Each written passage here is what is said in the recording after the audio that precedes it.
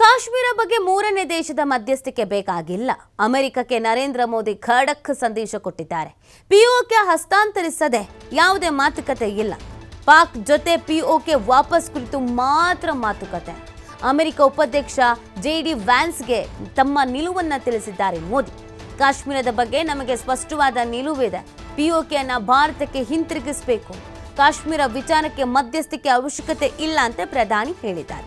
ಪಾಕ್ ಆಕ್ರಮಿತ ಕಾಶ್ಮೀರ ಏನಿದೆ ಅದ್ರ ಕುರಿತು ಮಾತ್ರ ಮಾತುಕತೆ. ಅದನ್ನು ಹೊರತುಪಡಿಸಿ ಇನ್ಯಾವುದೇ ಮಾತುಕತೆಗೆ ಮೂರನೇ ದೇಶದ ಅವಶ್ಯಕತೆ ನಮಗಿಲ್ಲ. ಅದು ದೊಡ್ಡಣ್ಣ ಆದರೂ ಸರಿ, ಚಿಕ್ಕಣ್ಣ ಆದರೂ ಸರಿ, ಮಧ್ಯದಣ್ಣ ಆದರೂ ಸರಿ, ನಮಗೆ ಅವಶ್ಯಕತೆಗಿಲ್ಲ. ಅದನ್ನು ನಾವು ಹೆಂಗೆ ಬಗೆಹರಿಸ್ಕೋಬೇಕು, ಹೆಂಗೆ ಮಾತಾಡಬೇಕು ನಮಗೆ ಗೊತ್ತಿದೆ ಅಂತ ನೇರ ಸಂದೇಶವನ್ನು ಇಲ್ಲಿ ಕೊಟ್ಟಿರುವಂಥದ್ದು. ಪಿಒಕೆ ಹಸ್ತಾಂತರಿಸದೆ ಯಾವುದಕ್ಕೂ ನಾವು ಮಾತುಕತೆಗೆ ಬರಲ್ಲ, ನಮಗದ್ರದ್ದು ಅವಶ್ಯಕತೆನೇ ಇಲ್ಲ. ಪಾಕ್ ಜೊತೆ ಏನಿದ್ರು ಪಿಒಕೆ ಬಗ್ಗೆ ಮಾತ್ರ ನಾವು ಮಾತುಕತೆ ನಡೆಸೋದು. ಇದು ಅಮೆರಿಕ ಉಪಾಧ್ಯಕ್ಷನಿಗೆ ನಮ್ಮ ಪ್ರಧಾನಿ ನರೇಂದ್ರ ಮೋದಿಯವರು ಕೊಟ್ಟಂಥ ಖಡಕ್ಕಾದಂಥ ಸಂದೇಶ. ಯಾಕಂದರೆ ಅಮೆರಿಕ ಹೇಳ್ಕೊಂಡಿತ್ತು ಬಹು ವರ್ಷಗಳಿಂದ, ದಶಕಗಳಿಂದ, ಸಾವಿರಾರು ವರ್ಷಗಳಿಂದ ಈ ಪಾಕಿಸ್ತಾನ ಮತ್ತು ಭಾರತದ ನಡುವೆ ಕಾಶ್ಮೀರಕ್ಕಾಗಿ ಸಮಸ್ಯೆ ಆಗ್ತಾ ಇದೆ, ಯುದ್ಧ ನಡೀತಾ ಇದೆ, ನಾವು ಇದನ್ನು ಬಗೆಹರಿಸ್ತೀವಿ, ನಾವು ಇದನ್ನು ಮಾತುಕತೆ ನಡೆಸ್ತೀವಿ ಅಂತ ಎಲ್ಲ. ಅದಕ್ಕೇನೆ ನೀವೇನು ಮಾಡೋದು ಬೇಕಾಗಿಲ್ಲ. ಮೂರನೇ ದೇಶದ ಅವಶ್ಯಕತೆ ನಮಗಿಲ್ವೇ ಇಲ್ಲ. ನಮ್ಮದು ಏನಿದ್ರೂ ಪಿಒಕೆ ವಾಪಸ್ ಕುರಿತು ಮಾತ್ರ ಮಾತುಕತೆ. ಅದನ್ನು ಹೊರತುಪಡಿಸಿ ಯಾವುದೇ ಮಾತುಕತೆಗೂ ನಾವು ಬರೋದೂ ಇಲ್ಲ. ಅದಾಗದೇ ಇರೋ ವಿಚಾರವೂ ಹೌದು.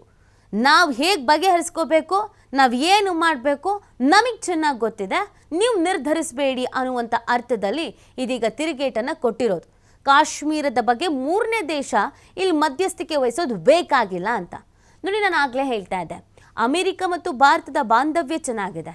ಡೊನಾಲ್ಡ್ ಟ್ರಂಪ್ ಮತ್ತು ಪ್ರಧಾನಿ ನರೇಂದ್ರ ಮೋದಿಯವರು ಸ್ನೇಹಿತರು.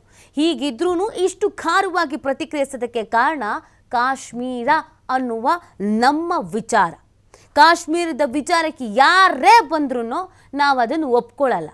ನಮ್ಮ ದೇಶದ ಹಿತ, ನಮ್ಮ ದೇಶದ ಐಕ್ಯತೆ, ನಮ್ಮ ದೇಶದ ಮುಕುಟ ಕಾಶ್ಮೀರದ ಬಗ್ಗೆ ಬೇರೆಯವರು, ಮೂರನೆಯವರು ಮಧ್ಯಸ್ಥಿಕೆ ವಹಿಸೋದು ಬೇಡ, ಮಾತುಕತೆ ನಡೆಸೋದು ಬೇಡ.